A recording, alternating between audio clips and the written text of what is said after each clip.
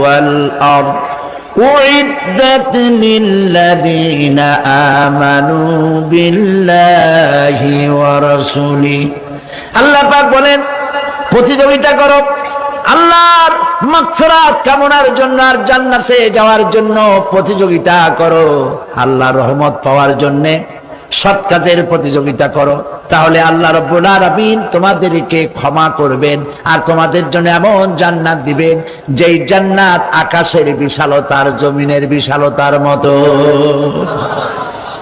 এই বিরাট জান্নাত তোমাদেরকে দিবেন। এই জান্নাত চিরস্থায়ী সুখ এবং শান্তি জায়গা হবে। মাসালুল জান্নাতিল্লাতী উইদাল মুত্তাকুন ফিহা আনহারুম মিন মাইন গায়রি আসিনিন ওয়া আনহারুম মিন লাবানিন লাম ইয়াতাগায়্যার তা'আমুহু। আল্লাহ পাক বলছেন জান্নাত আল্লাহ পাক ওয়াদা করেছেন মুত্তাকিদের জন্য। আল্লাহ পাক জান্নাত দিবেন যে জান্নাতের ভেতরে রয়েছে মধুর প্রস্রবণ, রয়েছে দুধের প্রস্রবণ, রয়েছে সেখানে স্বচ্ছ পানীয় পানির প্রস্রবণ রয়েছে। এই সুন্দর জান্নাত ঝর্ণা ধারা আল্লাহ পাক সৃষ্টি করেছেন, বাগ বাগিচা দিয়ে ভরে রেখেছেন জান্নাত। সেই জান্নাতে জান্নাত হবে এয়ার কন্ডিশন, রৌদ্রের তাপ হবে না সেখানে, রৌদ্রের খরতাপ হবে না সেখানে, ঠান্ডার প্রচন্ডতা থাকবে না। কিরকম হবে জায়গাটা? আল্লাহ পাক বলছেন মুত্তাকিনা আলাল আরাইকি লা ইয়ারাউনা ফিহা শামসান ওয়ালা জামহারিরা ওয়াদানিয়াতান আলাইহিম যিলালুহা ওয়া দুল্লিলাত কুতুফুহা তাদলিলা। আল্লাহ পাক এমন জান্নাত রেখেছেন, সেই আল্লাহ পাক সেই জান্নাতের ভিতরে জান্নাতীরা ঠেস লাগায়া মুখোমুখি অবস্থায় তারা সেখানে বসবে, আর জান্নাতীদের মনের মধ্যে কোনো দুঃখ থাকবে না, পেরেশানি থাকবে না। পৃথিবীতে মানুষের দুঃখ থাকে, পেরেশানি থাকে, সেখানে কোনো দুঃখ আর পেরেশানি থাকবে না। সেই জায়গাটা হবে শীতাতপ নিয়ন্ত্রিত, না শীত না গরম, চির বসন্ত বিরাজ করবে। জান্নাতীরা সেখানে থাকবে। এই সুন্দর জান্নাত আল্লাহ পাক রেখেছেন মুত্তাকিদের জন্য। সুবহানাল্লাহ। কাফেরদের জন্য জান্নাত হবে, জাহান্নাম হবে চিরকাল। খালিদিনা ফিহা আবাদান, চিরকাল কাফেরেরা জাহান্নামে থাকবে। সর্বশেষ যে ব্যক্তি জাহান্নাম থেকে মুক্তি লাভ করবে তাকে আল্লাহ পাক বলবেন, ফেরেশতাদেরকে বলবেন, আমার ফেরেশতারা আমার এই বান্দাকে জান্নাত এবং জাহান্নামের মাঝখানে রেখে দাও। জান্নাত এবং জাহান্নামের মাঝখানে লোকটি যখন থাকার জায়গা পাবে সে জান্নাতের দিকে তাকায়া দেখবে আর কাঁদতে থাকবে।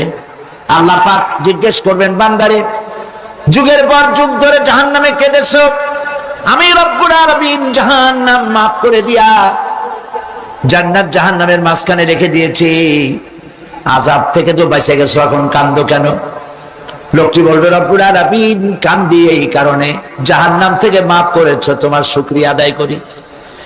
জান্নাত তো আমার কপালে নাই, কিসমতে নাই, কিন্তু জান্নাত আমি এখান থেকে দেখতে পাচ্ছি। জান্নাতের সুঘ্রাণ আমার নাকে আসতেছে, কপালে নাই যাওয়ার। আমি কাঁদি এই জন্য, তুমি যদি মেহেরবানি করে আমাকে জান্নাতের দরজার কাছে একটু দাঁড় করায় দিতা, প্রাণ ভরে তোমার জান্নাতের দৃশ্যটা একটু দেখতাম।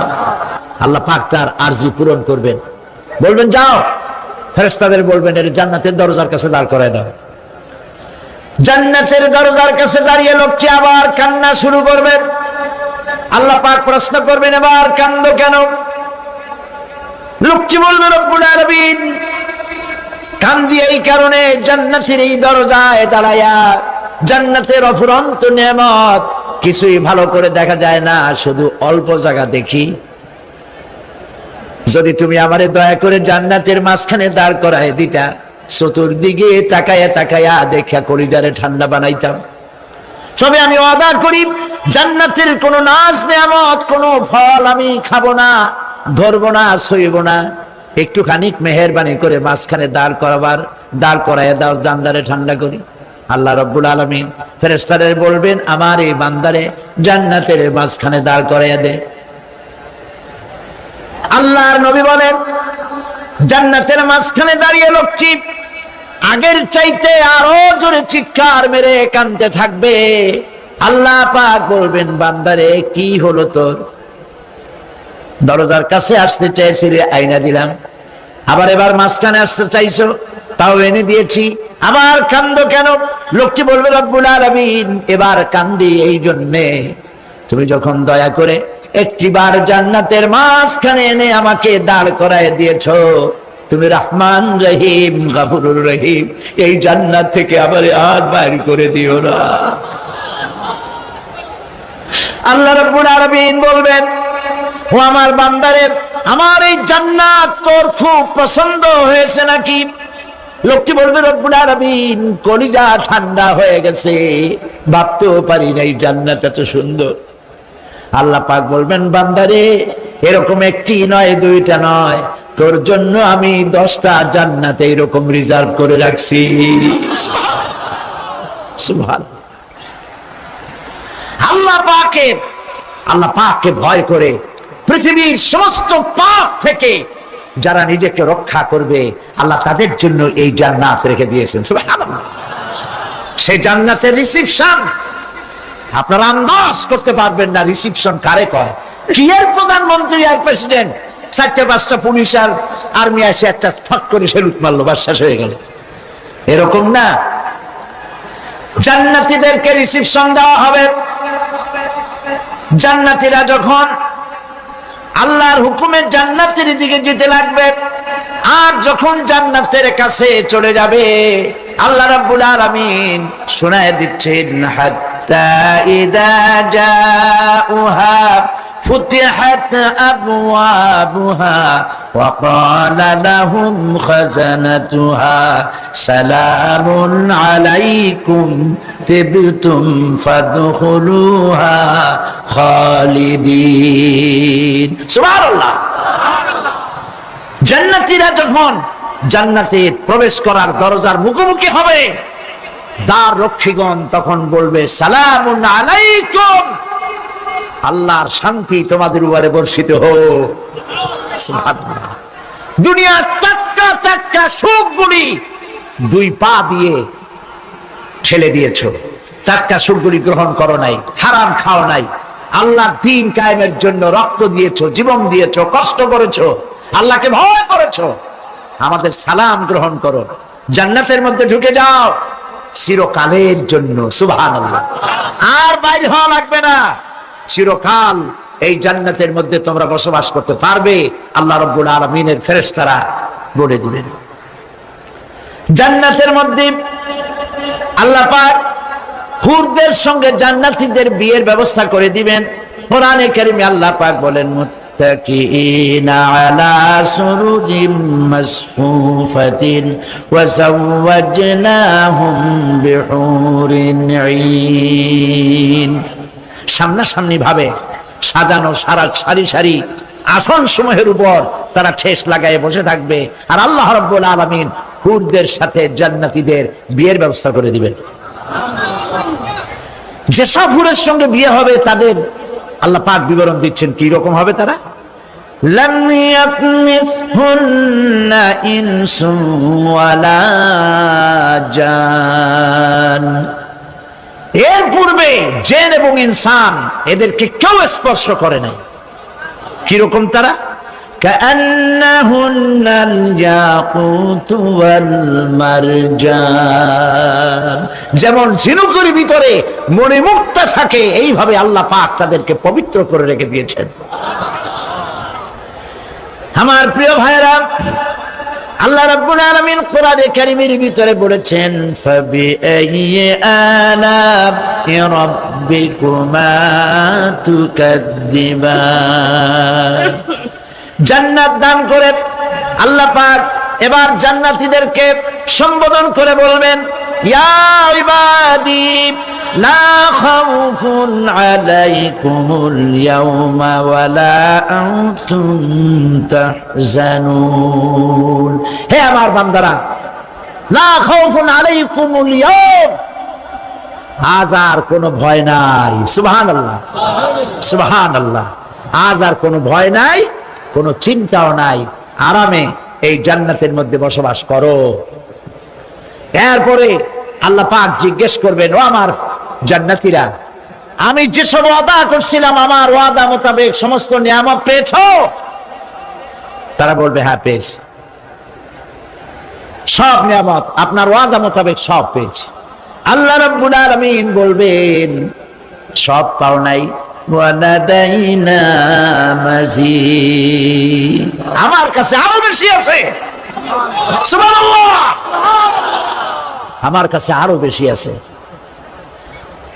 জান্নাতীরা বুঝবে না সে আরো বেশিটা কি, এর থেকে আর বেশি কি। প্রিয় ভাই সব, নবী করিম সাল্লাল্লাহু আলাইহি সাল্লাম বলেছেন, জান্নাতের সুখ আর শান্তি কোন চোখ নাই যা দেখেছে, যা কোন অন্তঃকরণ নাই যা কল্পনা করতে পেরেছে। এই জান্নাত মুত্তাকিদের জন্য আল্লাহ রাখছেন। সুবহানাল্লাহ। জান্নাতীরা ভাবতেও পারবে না সেই নিয়ামতগুলি কি। প্রিয় ভাই সব, সেই মুহূর্তে আল্লাহর নবী মুহাম্মদুর রাসূলুল্লাহ সাল্লাল্লাহু আলাইহি ওয়াসাল্লাম বলবেন, রব্বুল আলামিন, আমার উম্মতেরা জান্নাতীরা বুঝতে পারে নাই আপনার কাছে কি নিয়ামত আরো বেশি আছে। আমার এই উম্মতেরা জান্নাতীরা আপনার ওয়াদা মোতাবেক সব পেয়েছে, কিন্তু একটি জিনিস এখনো তাদের কিসমতে হয় নাই। সেই জিনিসটা হলো, যারা তার রবকে না দেখে শুধু কোরআন আর হাদিসের কথা শুনে আরবের ঘুম হারাম করে তাহাজ্জুদের নামাজ আদায় করেছিল, চোখের পানি ফেলেছিল, যারা জান্নাত দেখে নাই, জাহান্নাম দেখে নাই, আপনাকে ভয় করে যারা জীবন পরিচালনা করেছিল, যারা আপনাকে দেখে নাই, না দেখে শুধু কোরআন হাদিস বিশ্বাস করে যারা অকাতরে নিজেদের জীবন বিলায় দিয়েছিল, এই জান্নাতীরা এখন পর্যন্ত তার রবকে দেখতে পারে নাই।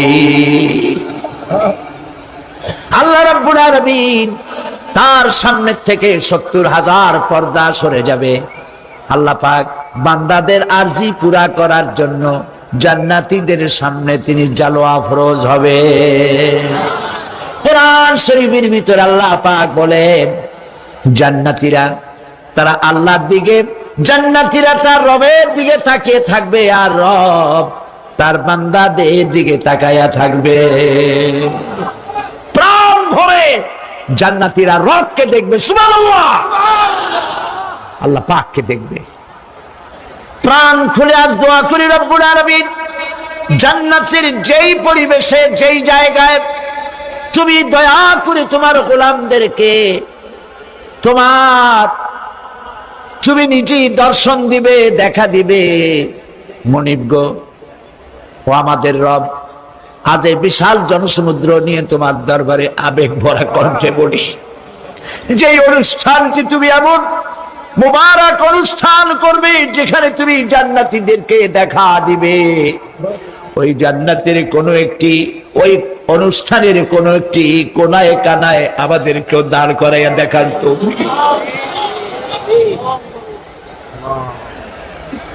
প্রিয় ভাই সব, আল্লাহ রাব্বুল আলামিন মানুষের সামনে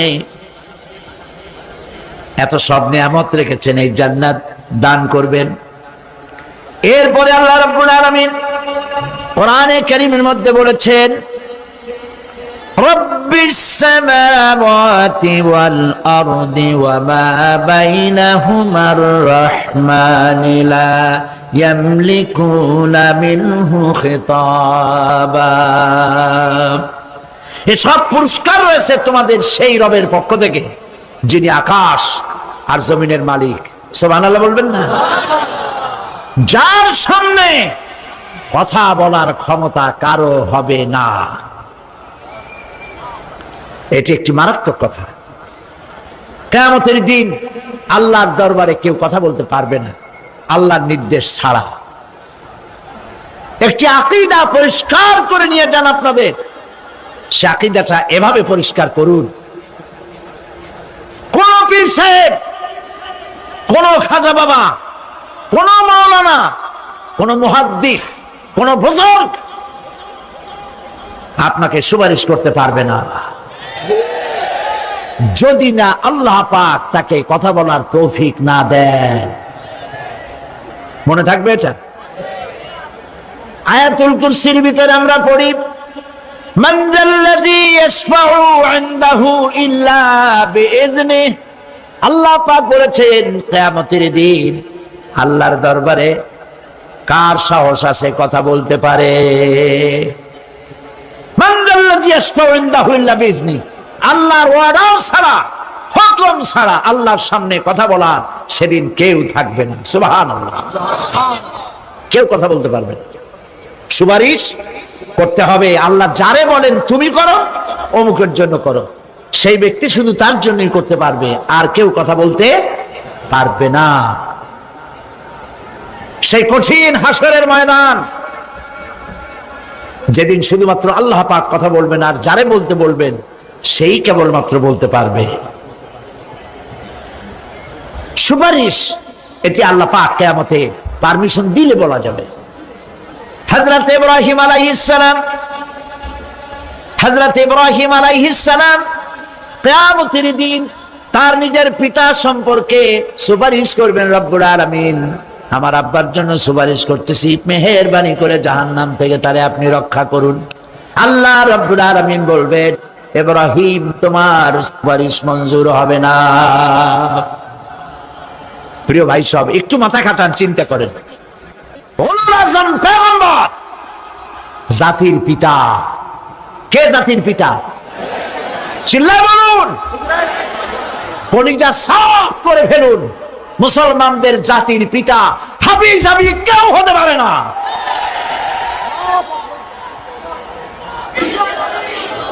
মিল্লাতা আবিকুম ইব্রাহিম। ইব্রাহিম আলাইহিস সালাম এই মিল্লাতের পিতা। সুবহানাল্লাহ। হযরত ইব্রাহিম আলাইহিস সালাম কিয়ামতের দিন বলবেন, আল্লাহ আমার আব্বার জন্য সুপারিশ করছি। আল্লাহ পাক বলবেন মঞ্জুর হবে না। আজর তোমার পিতা হতে পারে, কিন্তু আমার খলিলকে আগুনে ফেলার জন্য নমরুদকে সে সহযোগিতা করেছে, আমি তোমার পিতাকে ক্ষমা করব না। নবী করিম সাল্লাল্লাহু আলাইহি সাল্লামকে সাহাবায়ে কেরাম জিজ্ঞেস করেছেন, হে রাসূল, আপনার আব্বা এবং আম্মার অবস্থা কি হবে? নবী করিম সাল্লাল্লাহু আলাইহি সাল্লাম কেঁদে ফেলেছেন, সাফ বলেছেন, আমি তাদের কোনো উপকারে আসব না। আল্লাহু আকবার। আপনি মনে করছেন নাকি যে ইয়া নবী সালাম আলাইকা বলি অমনি নবী সুপারিশ পাবেন? এত সহজ। কতগুলো রসগোল্লা খাইলেন আর বড় একটা মিছিল করলেন আর অমনি চলে যাবেন? পৃথিবীর সব মানুষ, সাহাবায়ে কেরাম বাদ দেন, পৃথিবীর সমস্ত মানুষ একত্রিত হয়ে আবু তালেব রাসূলুল্লাহকে যে ভালোবেসেছেন, ওর 1000 ভাগের 1 ভাগও সারা দুনিয়ার মানুষ রাসূলুল্লাহকে ভালোবাসতে পারবে? পারবে? নিজের ছেলে আলীকে, আলী রাদিয়াল্লাহু তাআলা আনহুকে আলাদা বিছানায় শোয়াইয়া, ছোট্ট মানুষ হযরত আলী আলাদা জায়গায় রাখিয়া মুহাম্মদুর রাসূলুল্লাহ সাল্লাল্লাহু আলাইহি সাল্লাম এতিম মানুষ তারে কলিজার সাথে বুকের মধ্যে আশ্রয় দিয়ে আগলে রেখেছেন বুক ভরে। সেই আবু তালেব মৃত্যুর সময় নবী করিম সাল্লাল্লাহু আলাইহি সাল্লাম বলেছিলেন, চাচা একটি বার আমার কানে তাওহীদের কালেমা শোনায় দেন। আবু তালেব তার কিসমতে ছিল না কালেমা। মরে যাওয়ার পর একজন সাহাবী বলেছিলেন, ইয়া রাসূলুল্লাহ,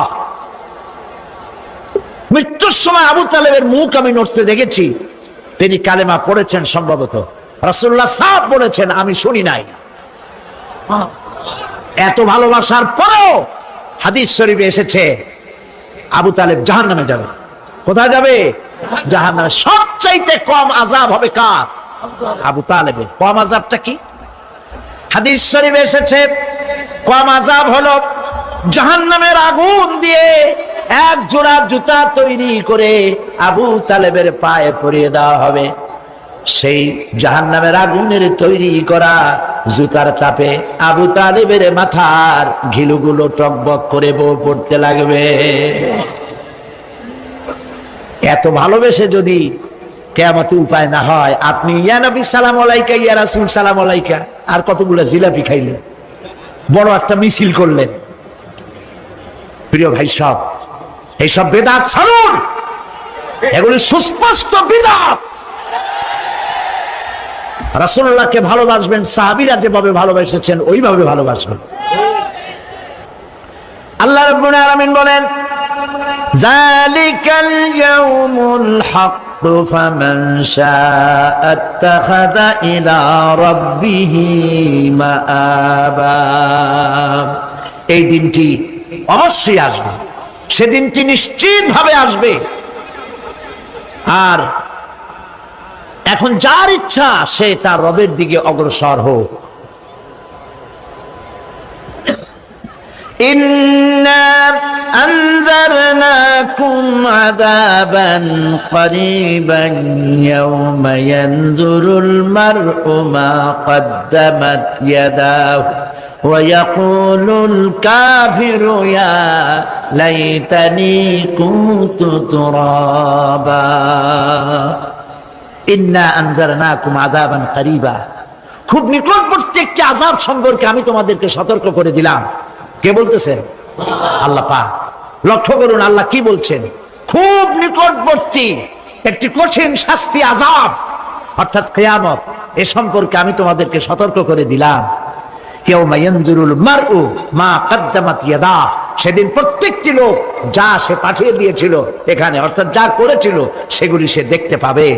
আর তখন ওয়ায়াকুলুল কাফিরু ইয়া লাইতানি কুনতু তুরাবা।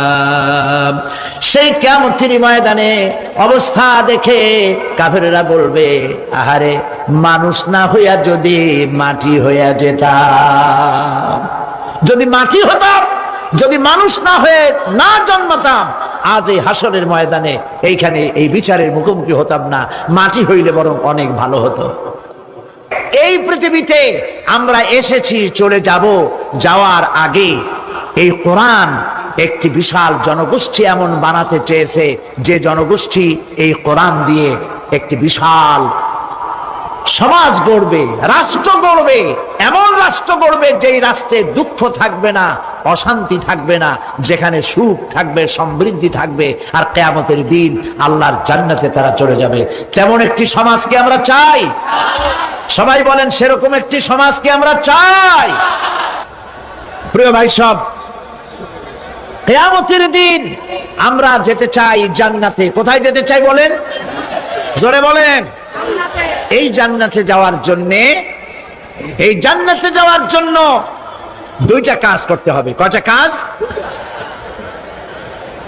আল্লাহ রাব্বুল আলামিন বলেন, ফামান কানা ইয়ারজু লিকাআ রাব্বিহি ফালইয়ামাল আমালান সালিহান ওয়া লা ইউশরিক বিইবাদাতি রাব্বিহি আহাদা।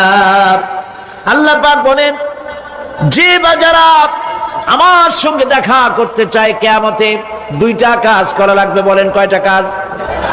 একটা হলো নেক আমল। কি আমল বলেন? নেক আমল। নেক আমল কারে বলে? নেক আমল করতে হলে আবার দুইটা শর্ত লাগে। এক নম্বরে কাজটা করতে হবে আল্লাহরে খুশি করার জন্যে। কারে খুশি করার জন্য? একটা মাদ্রাসা বানাইছি যাতে লোকেরা বলে যে বড় একটা মাদ্রাসা বানাইছেন, এই জন্য মাদ্রাসা বানাবেন, মসজিদ বানাবেন, হসপিটাল বানাবেন, যা কিছু করেন নিয়ত হবে আল্লাহকে খুশি করা। নিয়ত হবে কারে খুশি করা? আল্লাহ পাককে খুশি করা। এই হলো নেক আমলের প্রথম শর্ত, কাজ হবে আল্লাহকে খুশি করার জন্য। দুই নম্বরে কাজটি হতে হবে সুন্নতে নববী সাল্লাল্লাহু আলাইহি ওয়াসাল্লামের উপরে। মনে থাকবে, দাড়ি রাখবো। কেন রাখবো? রাসূলের সুন্নাত। রাখবো কারে খুশি করার জন্য? আল্লাহ খুশি করার জন্য। রাখবো কার মতো? রবীন্দ্রনাথের মতো, কার্ল মার্কসের মতো, কবির মতো নয়। রাখতে হবে কার মতো? নবীর মতো। বুঝে নেন, কাজটা হতে হবে আল্লাহকে খুশি করার জন্য, 2 নম্বরে কাজটা হতে হবে সুন্নতে নববী সাল্লাল্লাহু আলাইহি ওয়াসাল্লামের উপরে হতে হবে। তাহলে এই হলো 1 নম্বর। জান্নাতে যাওয়ার জন্য, আল্লাহর সাথে দেখা করার জন্য 1 নম্বরের কাজ হলো নেক আমল। বলেন 1 নম্বরের কাজ কি? 2 নম্বরের কাজ ওয়ালা ইউশরিক বিইবাদাতি রাব্বিহি আহাদা। আল্লাহ রাব্বুল আলামিনের ইবাদতের সাথে কাউকে শরীক স্থাপন করা যাবে না। আমরা যারা মুসলমান, অধিকাংশ মুসলমান শিরকের ভিতরে মুবতালা হয়ে আছে। বিশ্বাস করেন কিনা বলেন? কাফেররা তো মুশরিক আছেই, ওরা তো মুশরিক আছেই, কিন্তু আমরা মুসলমানেরা আমাদের আমলের মধ্যে, আমাদের অজান্তে সওয়াবের নিয়তে অনেক শিরক আমরা করে বসি। নাউজুবিল্লাহ, বলেন নাউজুবিল্লাহ। এই জন্য আমি বারবার সতর্ক করি, নিজেকেও করি, আপনাদেরকেও করি। এই কারণে করি, শিরকের গুনাহ আল্লাহ মাফ করবেন না। ইন্না শিরকা লাযুলমুন আযীম, শিরক মস্ত বড় অপরাধ, জুলম, আল্লাহ মাফ করবেন না। আল্লাহর কাছে কান্দে কান্দে মাপ চাওয়া লাগবে যে আল্লাহ শিরক থেকে আমাকে রক্ষা করো, বাঁচাও। অনেক গোপন শিরক আছে। মাজারে যান, পীর সাহেবের কাছে যান, মনে যদি নিয়ত থাকে উনি ফু দিলে আমি ভালো হবই, উনি তাবিজ দিলে আমার বাচ্চা হবেই, উনি আমারে দয়া করলেই আমার ব্যবসায় উন্নতি হবেই, এইটার নাম শিরক। এটার নাম কি? ওয়াইজা সাআলতা ফাসআলিল্লাহ ওয়াইজা ইসতাআনতা ফাসতাইন বিল্লাহ। যা বলার আল্লাহরে বলো, আর যা চাওয়ার কার কাছে চাও? চিল্লায় বলেন। কলিজাটাকে পরিষ্কার করে যান আজকের মাহফিলে। এই কলিজায় কারো প্রতি কোনো ভয় রাখবো না আল্লাহ ছাড়া। ভয় করবো কারে বলেন? মহব্বত আল্লাহ ছাড়া, এত বেশি মহব্বত আর কাউকে করব না। আল্লাহ তাআলা আমাদের কলিজায় তোমার ভয় এবং মহব্বত দিয়ে ভরে দাও, রাসূলের মহব্বত দিয়ে আমাদের দিলকে ভরে দাও। বিশ্বাস করুন ভাই সাহেব, কোরআন শরীফ আমার সামনে, বিশ্বাস করুন, দেশি পীর বিদেশি পীর, খাজা বাবা দেশি এবং বিদেশি, কেউ আপনার ভাগ্য বদলাই দিতে পারবে না। এই পিছনে দৌড়ায় দৌড়ায় কোনো লাভ নয়। এতক্ষণ মসজিদের ভেতরে বসে আল্লাহর কাছে কাঁদেন। ওয়াকালা রাব্বুকুম উদউনি আস্তাজিব লাকুম। তোমার রব বলেছে আমারে ডাকো, আমি ডাকের সাড়া দিয়ে দেব। সুবহানাল্লাহ। আর আল্লাহ বলেছেন আমার ইবাদতের সাথে কাউকে শরীক করবে না। খবরদার। আলাইসাল্লাহু বিকাফিন আবদা। আল্লাহ প্রশ্ন করছেন, আলাইসাল্লাহু বিকাফিন আবদা, আমি কি আমার বান্দার জন্য যথেষ্ট নই? চিল্লায় বলুন অবশ্যই যথেষ্ট। আবার বলেন অবশ্যই যথেষ্ট। কলিজা সাফ করে ফেলেন। সম্রাট শাহজাহান, দিল্লির সম্রাট, হাবিজাবি সম্রাট না, দিল্লির সম্রাট। এখন কোথায়? কবরের মধ্যে। কবি বলতেছেন, শাহনে জাহাं को जिन्हें फक्र से देते थे बाज, शाहने जहां को जिन्हें फक्र से देते थे बाज, वाज कब्र में है सूरह अलहम्दु की मोहताज। সারা ভারতবর্ষ যারা ট্যাক্স দিয়ে নিজেকে সৌভাগ্যবান বলে মনে করত, সে আজ কবরের মধ্যে ভিক্ষুকের মতো সূরা আলহামদুর মতো একটি সূরার মুহতাজ হয়ে ভিক্ষুকের মতো শুয়ে আছে। সম্রাট শাহজাহান মসজিদে বসে আছে, এক ফকির ঘুরতেছে। লোকেরা কয় ছোটবেলা থেকেই তোমার খয়রাত করতে দেখলাম, ভিক্ষা কি জীবনেও যাবে না তোমার? লোকটি বলছে, আমি ভিক্ষা করবো ছাড়া আমার উপায়টা কি? এই লোকটি আমি ভিক্ষা করা ছাড়া করবো কি? লোকেরা তো আমার 60 টাকা 50 টাকা 100 টাকা দেয় না, 4 আনা 5 আনা 1 টাকা এই আমার দেয়, এ দিয়ে আমি বড় লোক হবো কেমন? লোকটি বলছে, আচ্ছা দেখো, তুমি তো জায়গা মতো যাইতে পারো নাই, বাদশার কাছে যাও, এমন দেওয়া দেবে জীবনে আর খয়রাত করা লাগবে না। তো বাদশার কাছে কি খয়রাতি যাইতে পারে কোনোদিন? হ্যাঁ এখন পারবা। কেমনে? সম্রাট শাহজাহান এখন একা একা মসজিদে আছেন। তখনকার এসব বাদশারা অনেকে নামাজি ছিলেন, দিনদার ছিলেন। ফকির দরজার কাছে দাঁড়াইয়া দেখতে পাচ্ছে কেউ নাই, দেহরক্ষীরা দূরে দূরে দাঁড়ানো। বাদশাহ মসজিদের ভেতরে বসে হাত তুলে ঝুলতেছে আর কাঁদতেছে, চোখের পানি দিয়া দাঁড়িয়ে ভিজে ভিজে পড়ছে। এই দৃশ্য অনেকক্ষণ দেখলো ফকির। কিছুক্ষণ পর সম্রাট শাহজাহান মসজিদ থেকে বেরিয়ে আসছে। ফকির বলছে, আসসালামু আলাইকুম হুজুর। তিনি বললেন, ওয়ালাইকুম আসসালাম। চলে গেল। বাদশা বলল, আমার কাছ তো কেউ আইসে কিছু না চাইয়া তো যায় না, এর দেখলাম খয়রাতির মতো কিছু চাইলো না, বেটা ভয় করলো নাকি? হ্যাঁ মেয়ে এদিকে আসো। আসছে। ভয় পাইছো? কয় না ভয় পাইনি। তো কিছু যে চাইলে না?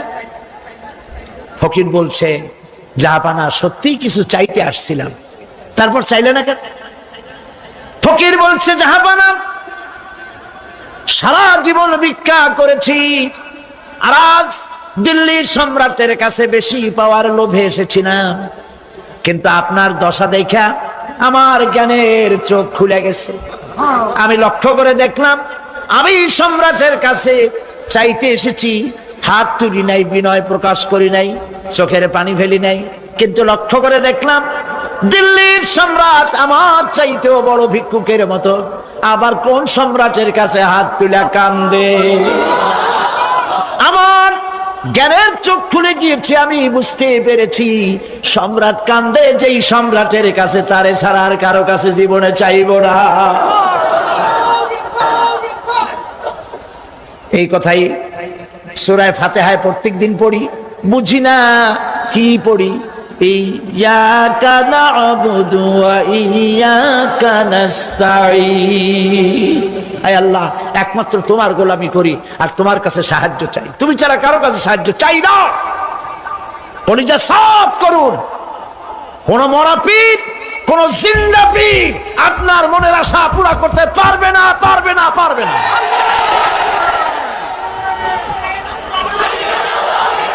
আর আজ থেকে কোন মাজারে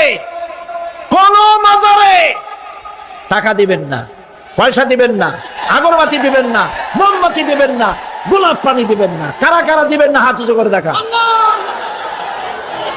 সুবহানাল্লাহ, আলহামদুলিল্লাহ, লা ইলাহা ইল্লাল্লাহ। সুবহানাল্লাহ, আলহামদুলিল্লাহ, লা ইলাহা ইল্লাল্লাহ। সুবহানাল্লাহ, আলহামদুলিল্লাহ, লা ইলাহা ইল্লাল্লাহ, মুহাম্মাদুর রাসূলুল্লাহ। আল্লাহুম্মা আমিন। রব্বানা যালামনা আনফুসানা ওয়া ইন লাম তাগফির লানা ওয়া তারহামনা লানাকুনান্না মিনাল খাসিরিন। রব্বুল আলামিন, তাম পৃথিবীর মাটির নিচে যত মুমিন মুমিনাত শুয়ে আছে, আল্লাহ কবরগুলি কি জান্নাতের টুকরা বানায়া দাও। আয় আল্লাহ তাআলা, এই মুহূর্তে মনে পড়ে গেল আমাদের মা বাপের কথা। রব্বুল আলামিন, আমাদের আব্বা জান কত বছর আগে দুনিয়া থেকে বিদায় হয়ে গেল, নাম ধরে আর কেউ ডাকে না। কত কষ্ট করেছে, ধান বিক্রি করে, সুপারি বিক্রি করে, নিজের পেটে না দিয়া নিজের ভালো জামা না বানাইয়া আমাদের লেখাপড়া শিখাইছে, বাড়িঘর বানালো। আর একদিন তোমার ডাকে সাড়া দিয়া চলে গেল। যুগের পরে যুগ চলে গেল, বাপের মুখ আর দেখি না। আল্লাহ তাআলা আমাদের আব্বাজান যাদের দুনিয়া থেকে বিদায় হয়ে গেছে, কবরটাকে বেহেশত বানায়। তুমি সম্রাটের সম্রাট, তুমি রাজাধিরাজ, তোমার মহব্বত ছাড়া কোনো মহব্বত যেন কলিজায় থাকে না মাবুদ। তোমাকে ছাড়া কাউকে যেন ভয় করি না মাবুদ। সারা জীবন শিরক আর বিদআত থেকে আমাদের তুমি বাঁচাও আল্লাহ। তোমার জাহান্নামকে আমরা ভয় পাই। আল্লাহুম্মা আজিরনা মিনান নার, আল্লাহুম্মা আজিরনা মিনান নার, আল্লাহুম্মা আজিরনা মিনান নার। রব্বানা তাকাব্বাল মিন্না ইন্নাকা আনতাস সামিউল আলিম ওয়া তুব আলাইনা ইন্নাকা আনতাত তাওয়াবুর রহিম। সুবহান রাব্বিকা রাব্বিল ইজ্জাতি আম্মা ইয়াসিফুন ওয়া সালামুন আলাল মুরসালিন ওয়ালহামদুলিল্লাহি রাব্বিল আলামিন। ওয়াজআল আখিরা কালামিনা ইনদাল মাউতি লা ইলাহা ইল্লাল্লাহু মুহাম্মাদুর রাসূলুল্লাহ। আল্লাহ রাব্বুল আলামিনের কারবার উল্টা। যদি কোনো মানুষ গুনাহ করে, সেই গুনাহ থেকে যদি তওবা করে, চোখের পানি ফেলে যদি গুনাহ মাফ চায়, আল্লাহ বলেন শুধু গুনাহ মাফ করি না, গুনার খাতায় যে নাম থাকে ওই নামটাও আমি আল্লাহ মুছে ফেলে দেই। ওই নামটাও রাখি না, মুছে ফেলে দেই। সুবহানাল্লাহ। আল্লাহ হচ্ছেন রহমান রহিম। আল্লাহর কাছে যখন বান্দা কান্দে, গভীর রাত্রে, শেষ রাত্রে আল্লাহ রাব্বুল আলামিন প্রথম আকাশে আসেন। মুসলিম শরীফের হাদিস। প্রথম আকাশে এসে ডাকেন, ও আমার বান্দারা কে আছো? গুনাহ করে করে জীবন ভর্তি করে ফেলেছো, আমার কাছে কাঁদো। ঋণগ্রস্ত হয়েছো, ঋণ পরিশোধ করতে পারো না, আমারে বলো। কে আছো এমন জীবনটাকে বরবাদ করে ফেলেছো, অসুখ হয়েছে সারে না, আমাকে বলো। এভাবে আল্লাহ ডাকতে থাকেন। ওই সময় যে সমস্ত আল্লাহর বান্দারা আরামের ঘুমকে হারাম করে গভীর রাত্রে জেগে উযু করে তাহাজ্জুদের নামাজ আদায় করে রব্বুল আলামিনের দরবারে দুহাত তুলে কাঁদতে থাকে আর বলে, আল্লাহ যত গুনাহ করেছি আমার তো বেঁচে থাকার কথা না, তুমি বাঁচায় রাখছো।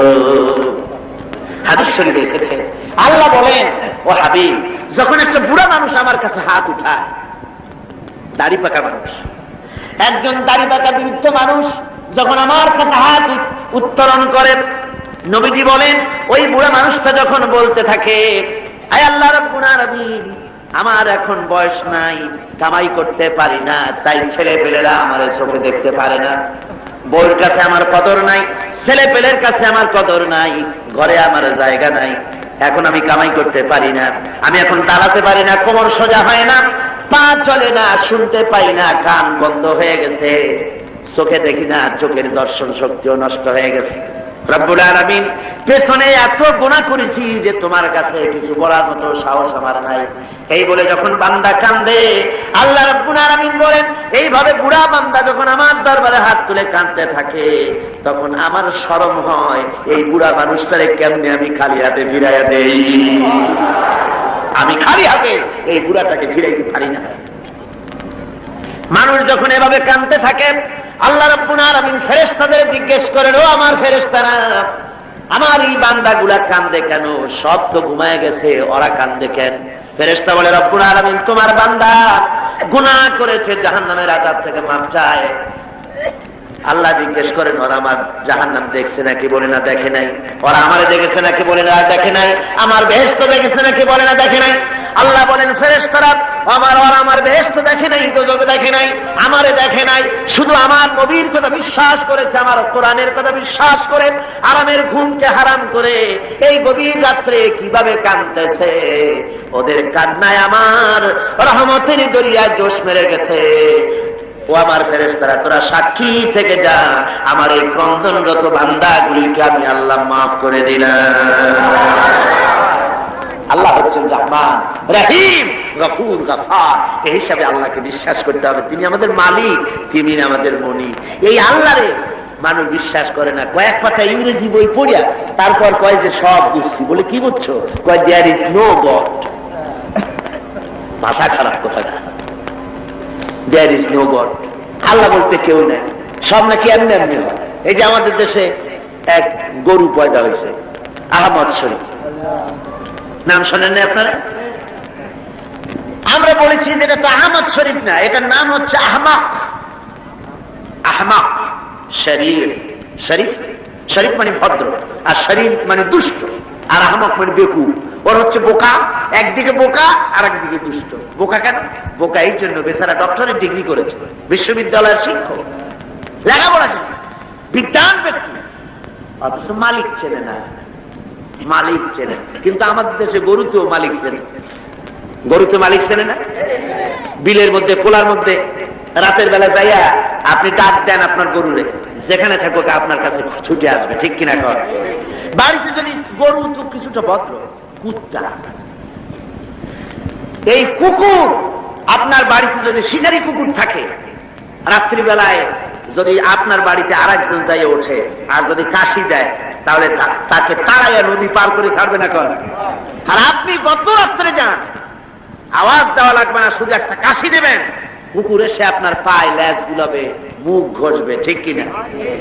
হ্যাঁ রে আল্লাহ, কুত্তায়ও মালিক চেনে। আহমদ শরীফ এমন গরু, এমন কুকুরের চাইতো নিকৃষ্ট, মালিক রে চিনল না। জোরে কন্যা উজুবিল্লাহ। এমন কপাল পোড়া।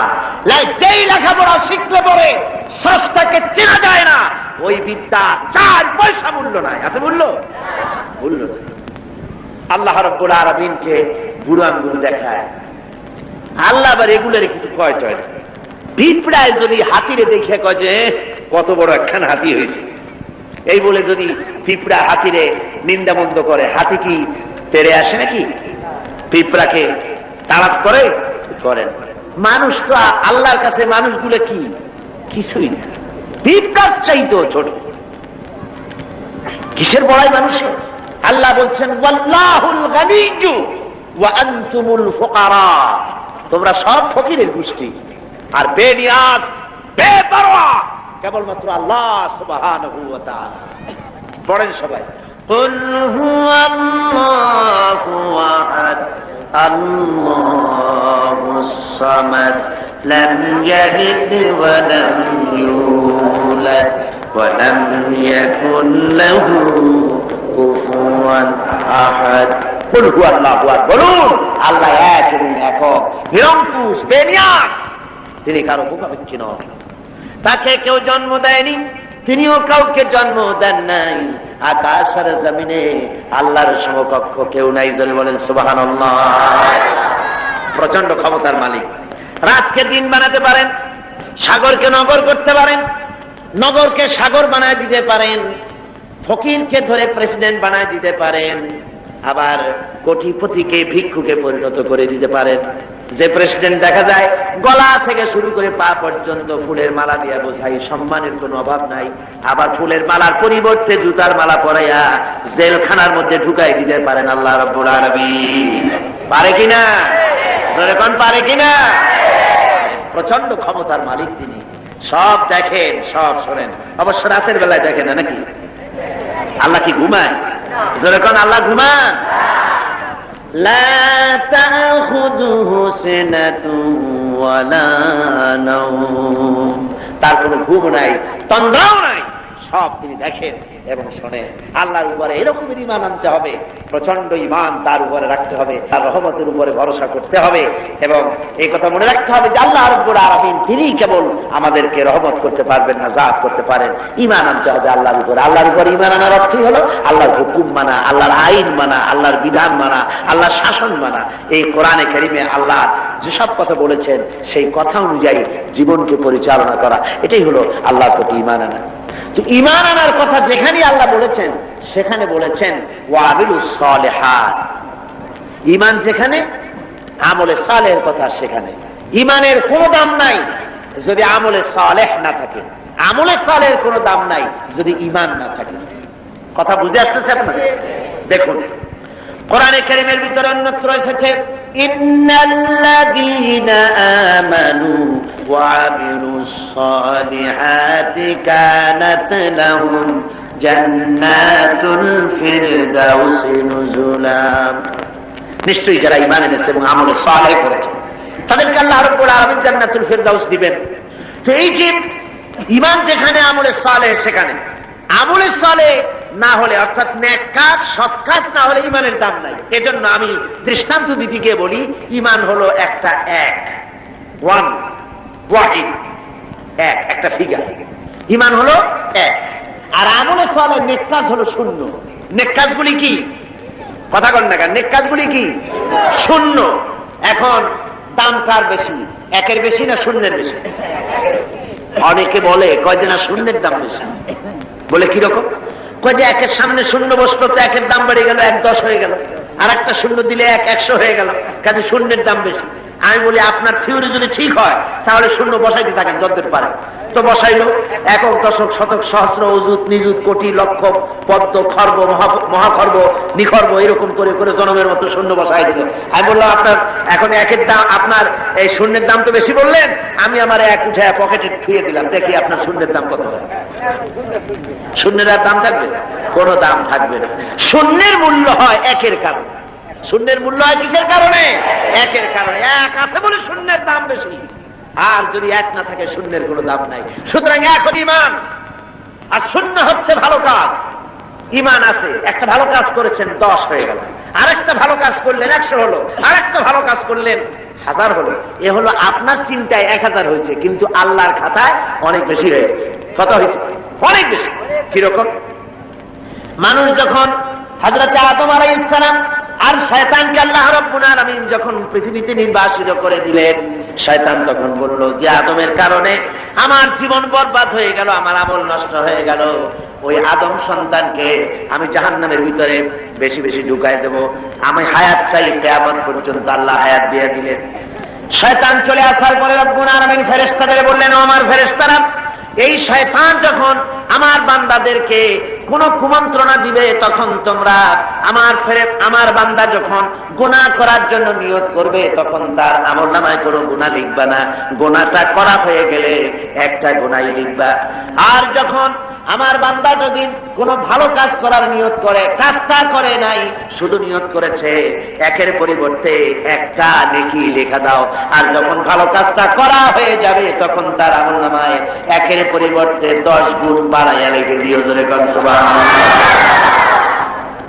সুতরাং যত ভালো কাজ করবেন আপনার আমল বেড়ে যাবে। কি বেড়ে যাবে? আপনার আমল বাড়তে থাকবে। আর আপনার ঈমান নাই। অনেকে কয় যে হুজুর এমনি আমি মানুষ খুব ভালো। বলে কিরকম ভালো? কয়ে মিথ্যা কথা কই না, তারপরে যে জায়গায় টিউবওয়েল নাই টিউবওয়েল করে দিই, কানা মানুষের চোখ ভালো করে দেওয়ার জন্য অপারেশনের ব্যবস্থা করি, এতিম মিসকিনরে খাইতে দিই, অনেক ভালো ভালো কাজ করি, খালি যা নামাজ পড়ি না, তাতে কি আমার ঈমান নষ্ট হয়েছে নাকি? আমি বলি ভাই ঈমানই তো নাই, তা নষ্ট হবে কি? ঈমান তো থাকা লাগবে। লা দীনা লিমান লা সালাতা লাহু, যার কাছে নামাজ নাই তার কাছে দ্বীন নাই, ঈমান নাই। মনে রাখবেন, যে ব্যক্তি নামাজ পড়ে না, মুসলমান বলে দাবি করা কোন অধিকার তার নাই, কোন দাম নাই। আপনি নামাজ পড়েন না তো আল্লাহর সামনেই মাথা নত হইল না, আপনি কিসের মুসলমান? ওরকম গরু শগুনিও খায়, কয় যে আমরা গরুর গোশত খাই, শগুনিও তো খায়। তো আমি দাঁড়িয়ে রাখি, রবীন্দ্রনাথ তো দাঁড়িয়ে রাখছে, কার্ল মার্কস তো দাঁড়িয়ে রাখছে, তাহলে কি হয়েছে? কথা বুঝতে পেরেছেন? সুতরাং মাথা নত করতে হবে, আল্লাহরে সেজদা দিতে হবে। এমনি এমনি মুমিন হতে পাওয়া যাবে না। সবে বরাত আসলো, মাশাআল্লাহ, আগের থেকে রেডি, রুটি তৈরি, গোশত তৈরি, তারপরে গোসল করবে কোন জায়গায় তাও তৈরি। শোনা আছে যে প্রত্যেক ফোটায় ফোটায় 100 করে নেকি হবে গোসলের পানিতে। তেল তোল মাইখা ভালো করে গোসলের জন্য রেডি হয়ে আছে। গোসল টোসল করিয়া এরপরে গোশত খাইলো খুব, গোশত টোস্ত খাইয়া খাইয়া তারপরে 2 রাকাত 6 রাকাত নামাজ পড়িয়া ঘুমায় ফেলে। মনে করলো যে পিছনের গুনাহ মাফ হয়েছে। না, এত সহজ না। কথা বুঝতে পেরেছেন? এত সহজ না। শেষ রাত্রে ঘুমাইয়া ফজর নষ্ট করছেন ওই পাগলের মতো। এক পাগল বলছিল যে মিয়া তুমি গরু কেন? ভালো মানুষকে পাগলে বলতেছে গরু কেন? কয় ঘুরতেছি, গরু তালাশ করি, একটা গরু কিনবো, পরশুদিন কোরবানি হবে, কোরবানির গরু তালাশ করি, কিনবো। পাওনা কয় না পাইনি। পাওনা তাতে কি হয়েছে? একটু মাঠে কত গরু একটা ধরে নিয়ে জবাই দিও। কয় যে তো তুমি পাগল, তোমার কথা, পরের গরু জবাই দিলে তো গুনাহ হবে, আমি গরু কিনে জবাই দেবো। তুমি পাগল, আমি পাগল না। পাগলে বলতেছে তুমি পাগল। তুমি কোরবানি উপলক্ষে একটা ভালো নিয়ত করে একটা গরু তুমি ধরবা, সে যার গরু ভালো নিয়ত করিয়া কোরবানির দিনে নামাজ পড়িয়া এসে আল্লাহু আকবার বলে জবাই দিয়ে দেবে। এখন তুমি চুরি করছো, সেজন্য একটা পাপ হবে, আর আল্লাহ রাস্তায় কোরবানি করছো, সেজন্য একটা সওয়াব হবে। কোরবানির সব আর চুরির পাপ ভগ্নাংশের মতো কাটাকাটি হয়ে যাবে, গোশত খাওয়া পাপ। মুসলমানের অবস্থা তাই হয়েছে, সারা বছর গুনাহ করে, ওজনে কম, খাদ্যে ভেজাল, চুরি ডাকাতি জুয়া মিথ্যে কথা সব বলে, সবে বরাতে সমানে ইবাদত করে মনে করে পিছনের গুনাহ মাফ হয়ে যাবে, আর রাতের বেলায় খাও গোশত আর রুটি খায় না ওজনের মতো। এটার নাম পাগলামি। আচ্ছা, আপনারা শিক্ষিত লোক যারা, তারা তো বোঝেন, আপনারা সবই শিক্ষিত ভালো মানুষ, আপনারা নিশ্চয়ই বোঝেন বোনাস।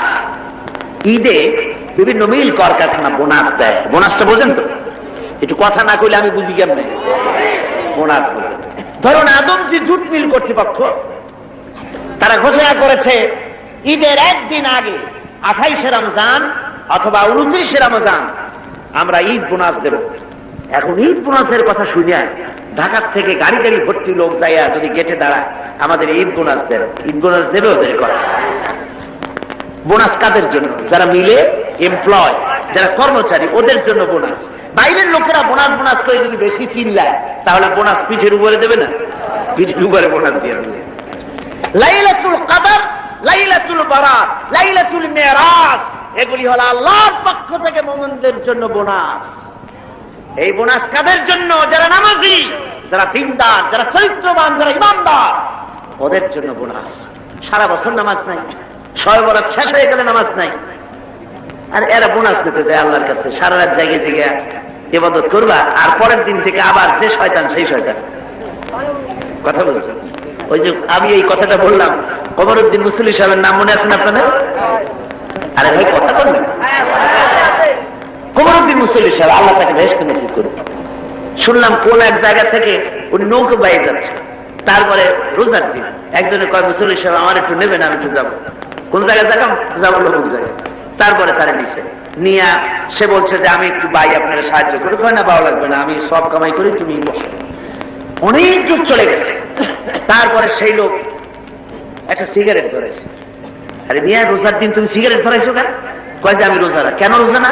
কয় যে আমার পেট ব্যথা করে। পেট ব্যথা করে তুমি সিগারেট খাও কেন? তারপরে উনি নৌকা উল্টা দিয়েছে। কয় আপনি যান কোথায়? উল্টা উজানে। কয় যে তুমি যে জায়গায় দিয়ে উঠছো আমি সেই জায়গায় নামাবো। কয় যে না, আমার এই জায়গায় নামা দেন, আপনি কষ্ট করে উল্টে যান না। কয় না, কোথায় শয়তান কোথায় নামাবো, যে জায়গায় শয়তান সেই জায়গায় নামাই দিয়ে আসবো।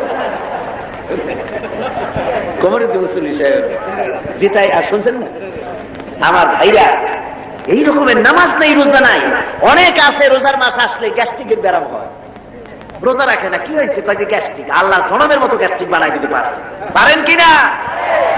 খবরদার, হুঁশিয়ার হয়ে যাবে। এই রমজান বরকতের মাস, রহমতের মাস, পবিত্র মাস। সুবহানাল্লাহ বলেন। আল্লাহ যেন সকলকে রোজা রাখার তৌফিক দেন, জোরে করে আমিন। রোজা আসছে মানুষের চরিত্র ভালো বানাবার জন্য। খায় রে কপা, এই রোজা আসলে মুসলমানদের মেজাজ যায় খারাপ। হিন্দুরা বিকাল বেলায় মাছের বাজারে যায় না, মুসলমানদের রোজা মেজাজ খারাপ। বেলা 12টার সময় চোখ লাল, 2টার সময় গালাগালি, যারে বলা লাগে ভাই তারে কয় শালা।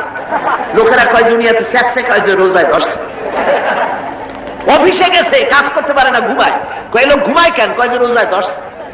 যে রোজা তার চরিত্র ভালো বানাবে, সেই রোজা দিয়ে তার চরিত্র নষ্ট হচ্ছে, তার ঈমান নষ্ট হয়ে যাচ্ছে। তার কারণ কি? কারণ হলো ঘুম আসে, মেজাজ খারাপ হয়।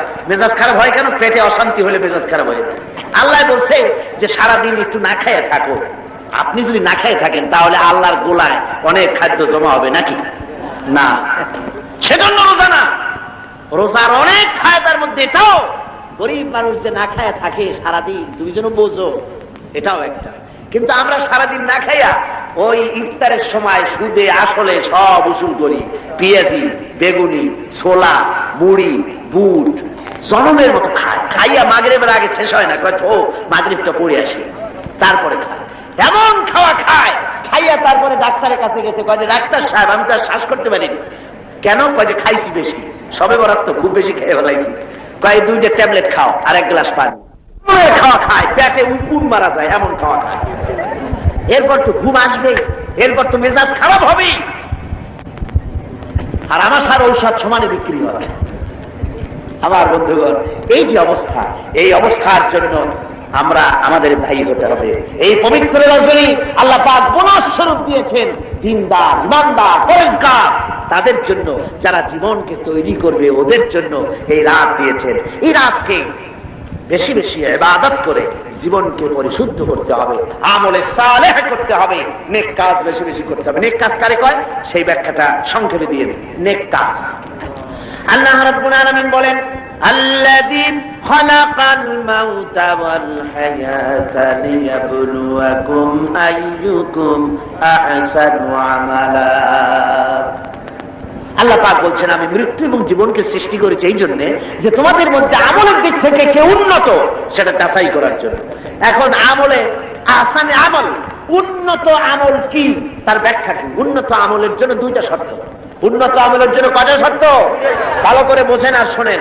উন্নত আমলের জন্য দুটি শর্ত। একটি শর্ত হচ্ছে আমলটা হতে হবে আল্লাহর রযামন্দির জন্য, আল্লাহকে খুশি করার জন্য আমলটা হতে হবে। দুই নম্বর শর্ত হচ্ছে আমলটা হতে হবে সুন্নতে নববীর উপরে, রাসূল পাক যেভাবে কাজটি সম্পাদন করেছেন তার উপরে হতে হবে, তাহলে এটা হবে আহসানে আমল। আপনি নামাজটা কেমনে পড়বেন? আপনার পীর সাহেব যেমন পড়েন ওই রকম, আপনার মাওলানা সাহেব যেমন পড়েন ওই রকম, আপনার মুহাদ্দিস সাহেব ওই রকম না।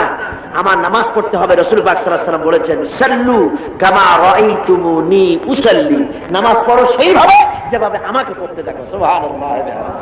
রাসূল হচ্ছেন মডেল, সব ব্যাপারে আদর্শ। জনাবে মুহাম্মদ রাসূলুল্লাহ সাল্লাল্লাহু আলাইহি ওয়াসাল্লাম, তার অনুকরণ অনুসরণ জীবনের সব ক্ষেত্রে করতে হবে। তাহলেই প্রত্যেকটি কাজ আহসানে আমল হবে, উন্নত মানের কাজ হবে। যদি সত্যিকারের আমরা সে আমলটাকে আল্লাহকে খুশি করার জন্য করি, তাহলে বুঝতে হবে প্রথম কাজ ঈমান, দুই নম্বরে নেক কাজ। দুই নম্বরে কি? নেক কাজ। যদি ঈমান না থাকে আর অনেক ভালো ভালো কাজ আপনি করেছেন, তাহলে হবে 0 + 0 + 0 = কত হবে? 0ই। এই জন্য কাজটি আল্লাহকে খুশি করার জন্য হতে হবে, নেক কাজ দিয়ে জীবনকে ভরে ফেলে দিতে হবে, জীবনকে ভরে ফেলে দিতে হবে।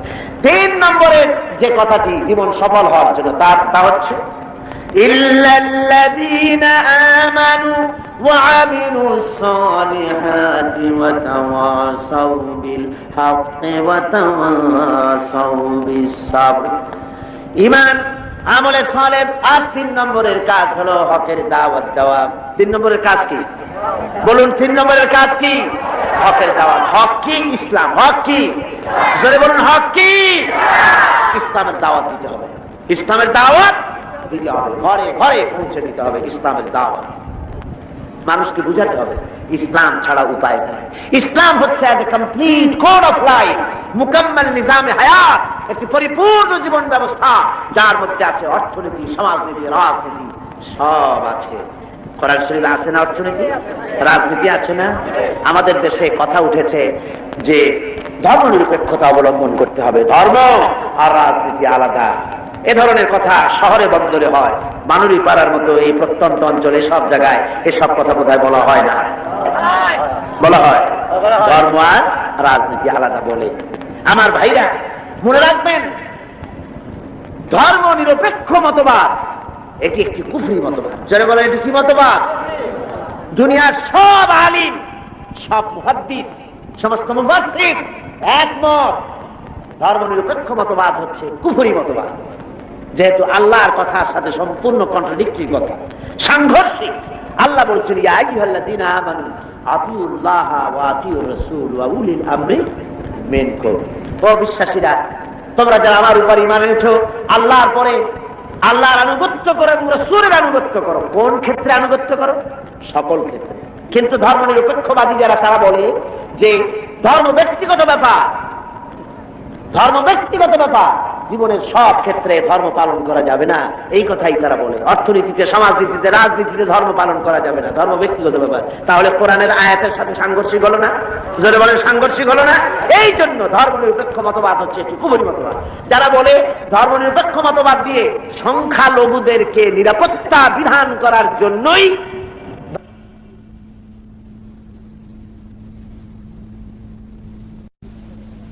ধর্মনিরপেক্ষ মতবাদ, এই কথা যারা বলে তাদের জন্য দেখতে হবে ভারতে ধর্মনিরপেক্ষ মতবাদ একটি স্বীকৃত শাসনতান্ত্রিক স্বীকৃত মতবাদ, কিন্তু এই মতবাদ দিয়ে তাদের দেশে তারা কি সংখ্যালঘুদের জান মাল এবং তাদের উপাসনালয়কে নিরাপত্তা দিতে পেরেছে? জোরে বলেন, পেরেছে? ধর্মনিরপেক্ষ মতবাদ আরেকবার প্রমাণ করে দিল যে এটা কোনো মানুষের জন্য সঠিক মতবাদ হতে পারে না। ওরা বাবরি মসজিদ ভেঙেছে। ভারতের প্রধানমন্ত্রী নরপশু রাও, ওটা নরসীমা না, এটা নরপশু। পৃথিবীতে কোন মানুষ আজ পর্যন্ত মসজিদ ভাঙ্গার অপরাধ পৃথিবীতে কেউ করে নাই, ঠিক কিনা করে? কেউ করেনি। এই পৃথিবীর সবচেয়ে নিকৃষ্ট শয়তান নরপশু ভারতের প্রধানমন্ত্রী, এটা কি শয়তান? জোরে বলেন, ওটা কি? এই শয়তানটি বিজেপি দিয়ে মসজিদ ভাঙায়। বাবরি মসজিদের উপরে যখন শাবল এবং কোদাল চলতেছিল, সিএনএন কেবল নিউজ নেটওয়ার্কের মাধ্যমে যখন আমরা এই দৃশ্য দেখেছি, আমার তো মনে হচ্ছিল যে এই শাবলগুলি মসজিদের উপরে পড়ছে না, বরং পৃথিবীর 125 কোটি মুসলমানের কলিজার উপরে পড়তেছে। মুসলমানদের কলিজা ভেঙে চুরে ওরা টুকরা টুকরা করে দিচ্ছে। মসজিদ ভাঙা হয়, এরপর সে মুসলমানের কলিজায় আগুন জ্বলে না, ওইটা কি মুসলমান? ওইটা কি মুসলমান? মুসলমান। ভারতের মুসলমানেরা তারা রাস্তায় নেমেছে, নিরস্ত্র প্রতিবাদ করতে রাস্তায় নেমেছে। নরপশুর পুলিশেরা এই মুসলমানদেরকে গুলি করে পাখির মতো শিকার করেছে। যখন মসজিদ ভাঙা হয়, পুলিশেরা রাইফেল নিয়ে নীরব হয়ে নীরব দর্শকের ভূমিকা পালন করে, একটা ফাঁকা গুলিও করে না। অথচ মুসলমান গুলি মেরেছে, একটা দুইটা না, হাজার হাজার মুসলমান মেরেছে। এ পর্যন্ত শত শত মসজিদ ভেঙে তারা টুকরা টুকরা করে মেরেছে। ভারতের একটা বড় রকমের এজেন্ট, বড় রকমের দালাল ভারতের একটি দল আমাদের দেশে কাজ করে, আছে না? আছে কিনা কম? ভারতের এই গোলামেরা বাংলাদেশ পার্লামেন্টে যখন ভারতের এই কাজের প্রতিবাদ আর নিন্দা জানাচ্ছিল, সেই গোলাম দলটি যদি 5 ভাগ বলেছে মসজিদ ভাঙার কথা, 95 ভাগ বলেছে ভারতের স্বার্থের কথা। জোরে করেন নাউজুবিল্লাহ। ওরা মসজিদ ভেঙেছে, টুকরা টুকরা করে দিয়েছে। আমরা মসজিদ ভাঙার প্রতিশোধ নিতে গিয়ে বাংলাদেশে কোনো মন্দির ভাঙতে পারি না, ঠিক কিনা? জোরে বলেন, ঠিক কিনা? মন্দির ভাঙা যাবে না। যদি কেউ মন্দির ভেঙে থাকে কোথাও, নিশ্চয়ই সে অপরাধ করেছে। আমরা ইসলামের প্রতিশোধের নীতিতে বিশ্বাসী নয়। অপরাধ করেছে ভারতীয় হিন্দুরা, সেজন্য বাংলাদেশের হিন্দুরা দায়ী নয়। ভারতের বাবরি মসজিদ ভাঙার ব্যাপারে বাংলাদেশে বসবাসরত নাগরিক হিন্দুরা কিছুতেই দায়ী নয়, ঠিক কিনা? একথা মনে রাখতে হবে। তবে ভারতকে এর মাসুল দিতে হবে, এর মাসুল দিতে হবে, কোনো সন্দেহ নাই। ভারত, তাকে মনে রাখতে হবে, ভারত রাশিয়ার চাইতে শক্তিশালী নয়। রাশিয়ার মতো প্রচন্ড শক্তিশালী দেশ, পারমাণবিক অস্ত্রের গুদাম যার কাছে, রাসায়নিক অস্ত্রের গুদাম যার কাছে, সেই রাশিয়া আফগানকে ভাঙতে এসে রাশিয়া নিজেই ভাঙে চুরা টুকরা টুকরা হয়ে গেছে, যায় নাই? আজকে পবিত্র লাইলাতুল বারাত, আপনারা বিশ্বাস করুন, নরপশুরাও ভারতের বাবরি মসজিদকে যেভাবে ভেঙেছে, মসজিদের ইটগুলো যেভাবে টুকরা টুকরা করেছে, গোটা ভারত ইতিহাসে থেকে, মানচিত্র থেকে, পৃথিবীর মানচিত্র থেকে টুকরা টুকরা হয়ে বুঝে যাবে ইনশাআল্লাহ।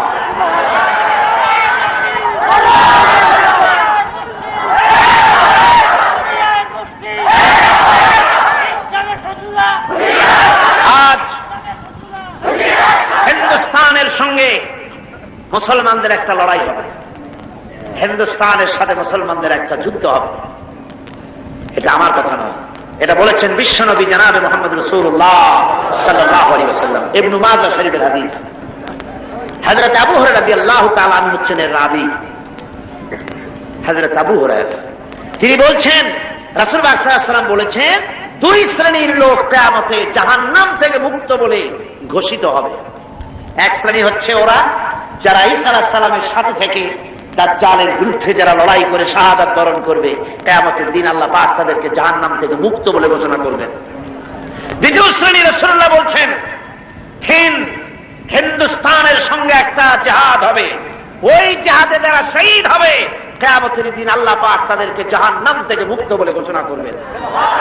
হযরত আবু হুরায়রা বলেছেন, এই হাদিস বর্ণনা করে তিনি বলেছেন, আল্লাহ যদি আমাকে সেই পর্যন্ত বাঁচায় রাখেন তাহলে হিন্দুস্তানের ওই লড়াইতে শরীক হয়ে আমি যদি শহীদ হতে পারি তাহলে কিয়ামতের দিন জাহান্নাম থেকে আমিও মুক্ত বলে আল্লাহর কাছে ঘোষিত হতে পারবো এবং মুক্ত হয়ে আমি মুক্তভাবে বিচরণ করতে পারবো। এই আশা তিনি পোষণ করে দুনিয়া থেকে বিদায় গ্রহণ করেছেন। সেই জিহাদ আজও হয়নি, ইতিহাসটা প্রমাণ করে না। জিহাদ একটা হবে ভারতের সাথে। সেই জিহাদ বাংলাদেশের সেনাবাহিনী, বাংলাদেশের বিডিআর আর পুলিশ নয়, শুধু 11.5 কোটি তাওহীদি জনতা কাঁধে কাঁধ মিলিয়ে বাবরি মসজিদ ভাঙার প্রতিশোধ ভারতের কাছ থেকে কড়ায় গন্ডায় আদায় করে ছাড়বে ইনশাআল্লাহ।